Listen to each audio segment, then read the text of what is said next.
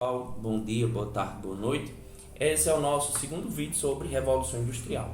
Na aula passada, no vídeo passado, a gente estava falando sobre as inovações tecnológicas, né, que a Inglaterra tinha, como a máquina de costura. Outra que vai ser extremamente importante, gente, é o trem. As linhas de ferro. O trem, por quê, professor? Porque vai ser importante para transportar essa mercadoria muito rápido. Enquanto essa mercadoria saía num cavalo, né, numa carroça, do norte para o sul da Inglaterra, para depois pegar um navio para ir para a Europa, para a França, para a Itália, para a Espanha, para Portugal, demorava muito e o trem era uma coisa muito rápida. E o trem, gente, é um meio de transporte extremamente econômico, barato, simples, relativamente simples e eficiente. Aí a gente percebe como o Brasil é atrasado nesse sentido. Por que o Brasil não tem linhas de trem? A gente tem que se questionar isso. Tem, professor, mas não tem quanto devia. Por exemplo, a linha de ferro que ligava Campinas a João Pessoa, cadê? Por que foi desativado? A gente tem que sempre pensar. Há o interesse de quem? Das empresas de ônibus, né? Das empresas rodoviárias. Por exemplo, gente, uma linha de trem ela não precisa estar tendo manutenção direta. Eles instalam os trilhos, botam o trenzinho lá para andar, pronto. Já uma linha rodoviária, ou seja, uma pista, como a gente chama, precisa de manutenção sempre. Aqui em Lagoa Seca tem um dom, né? E todo lugar, por exemplo, daqui para João Pessoa, você vai, por exemplo, no fim do ano, você vai, a pista tá ruim. Quando você tá voltando, tá cheio de buraco já. Não é 50 anos como um trem que precisa de uma revisão nos trilhos. 10 anos. Não, é cada 10 dias você tem que estar olhando, porque aparece buraco em todo canto. Isso vai beneficiar quem? As empresas que produzem, por exemplo, o asfalto, as empresas que produzem o calçamento, as pedras. Também vai beneficiar, porque aqui no Brasil chegou muito forte o ônibus, chegou muito forte o carro. Então o que é que o governo brasileiro vai fazer mais na frente? É fechar, desestimular essas linhas férreas para que o trem acabe, né? E o carro, o ônibus, o caminhão chegue e tome mais força, mais rápido. Então, uma das causas da Revolução Industrial são essas linhas de trem extremamente eficientes. Outra coisa também que a gente vai ter é a matéria-prima. Professor, o que é que precisa para uma indústria têxtil, indústria de roupa? Carvão, porque as máquinas eram a vapor. Então, a Inglaterra vai ter minas de carvão. O ferro, para produzir essas máquinas, a Inglaterra também vai ter minas de ferro. Professor, era o carvão de derrubar as matas? Também, mas principalmente o carvão mineral, que é o carvão encontrado nas minas. Quando a gente pensa, por exemplo, que a Revolução Industrial também vai aumentar a poluição e o desmatamento. Porque à medida que eles constroem, que eles têm muitas máquinas, eles precisam de muito carvão, então eles vão desmatar imensas áreas de floresta na Inglaterra. E outra coisa, lã. Lã e algodão, certo? A Inglaterra vai ter lã e algodão em abundância para essas roupas. É tanto que a gente vai chegar no século XIX, século XX, e Campina Grande vai ser a segunda maior produtora de algodão do planeta, para a gente ter uma ideia de quanto a indústria de roupas era avançada. Só perdia para Liverpool. Liverpool é aonde? Na Inglaterra, justamente por culpa desse avanço tecnológico na indústria têxtil de lá. Então, voltando. Matéria-prima, ferro, carvão e algodão, que era para a costura das roupas. Outra coisa também que a gente vai ter como causa a mão de obra barata. Isso aí é extremamente importante, gente. A gente vai discutir muito isso, que isso é causa e consequência da Revolução Industrial. A mão de obra barata e abundante. Por exemplo, eles vão pegar os operários, né, esses trabalhadores que vão agora para as fábricas e vão pagar pouco salário. Não tinha lei trabalhista. Não tinha lei que regulamentasse. Então a jornada de trabalho, gente, chega a 16 horas por dia.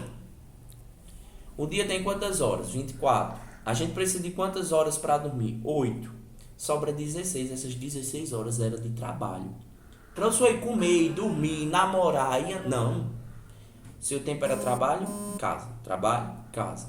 Certo? Isso vai prejudicar muito o urbanismo de Londres. E a gente vai ver por quê nas consequências, tá bom? Então, a gente vai ter mão de obra barata. As crianças vão para a fábrica também trabalhar, porque o salário não dava para sustentar uma família. Então, o pai, ele tinha que pagar muitas contas, então ia o pai para a fábrica e os filhos também, até as crianças tinham que ir trabalhar para ajudar na renda em casa. Então, a gente vai ter a mão de obra tudo colaborando para a Inglaterra avançar aí na Revolução Industrial, né? Então, a gente tem aqui, ó, James Watt, que é o inventor da máquina a vapor, que passa a ser usada lá na Inglaterra em 1782. Isso aqui é só um detalhe, tá bom? Então, gente, qual é a principal fonte de energia dessa Revolução Industrial? O vapor. Na segunda fase, né, que tem lá na página 70 do livro de vocês, vai ser a fase da eletricidade, né? Quando é inventado Thomas Edison, vem com a lâmpada e a eletricidade, vai ser usada nas fábricas. E a terceira fase é a fase da biotecnologia, é a fase do petróleo. Aliás, perdão, a segunda fase é a fase do petróleo e da energia, a terceira fase é da biotecnologia e da nanotecnologia. É a fase dos satélites, dos cabos, da fibra óptica, é a fase dos computadores, né? Então, nessa fase que a gente está estudando é o vapor.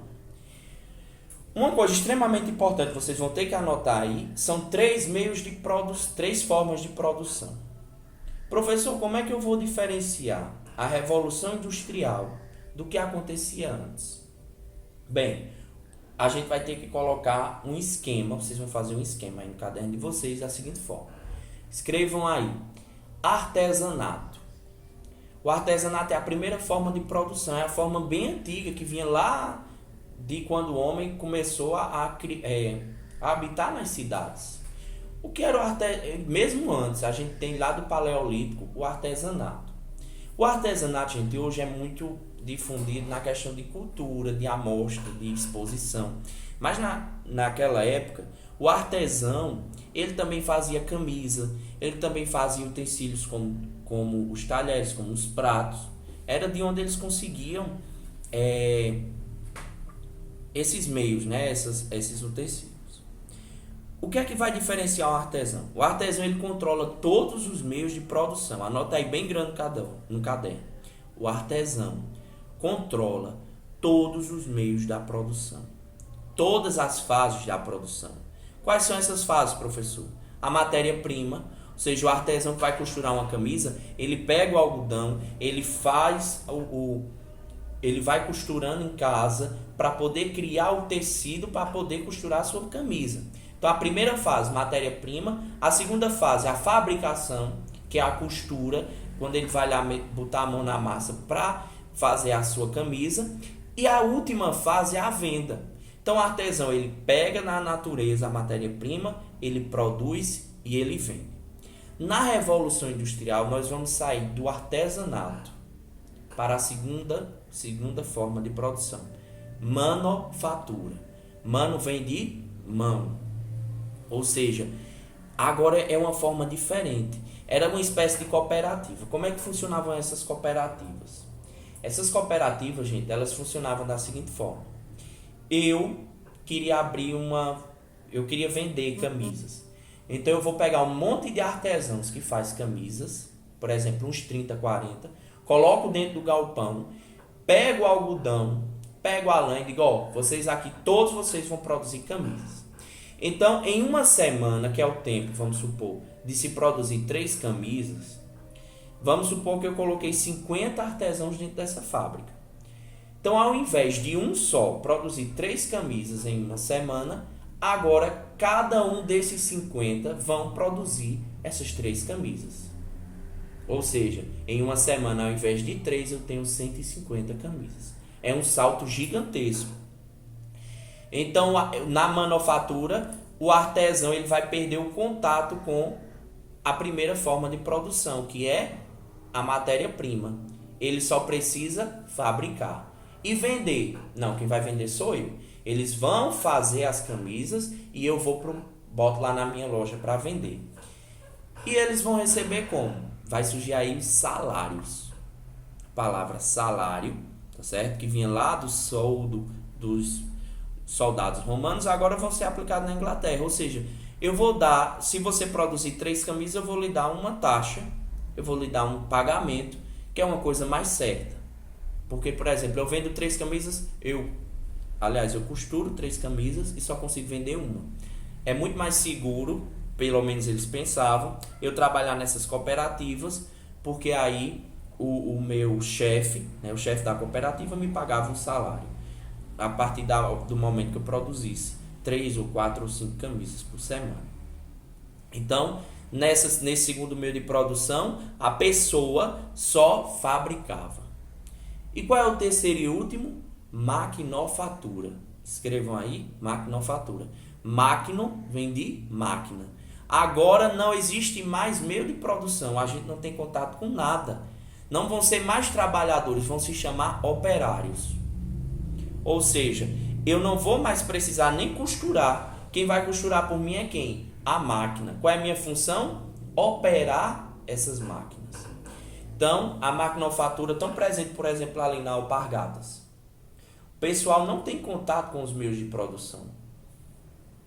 A função deles é operar as máquinas. Então, vem a sandália, eu estou no setor de pintura, por exemplo, e a minha máquina só faz pintar as sandálias. Então, você não é mais um trabalhador, você é um operário, você opera a máquina. Você não é mais artesão. Você nem pega a matéria-prima na natureza, você nem fabrica, nem você vende. Você apenas opera a máquina e o dono que se vira, ele que comanda o resto, certo? Então vai saltar, lembra de 3 camisas, nós temos 150 e agora a máquina faz 50 camisas por dia. Por dia. Aí imagina 50 máquinas ou 10 máquinas, por exemplo, fazendo 50 camisas, são 500 camisas por dia. Se eles trabalham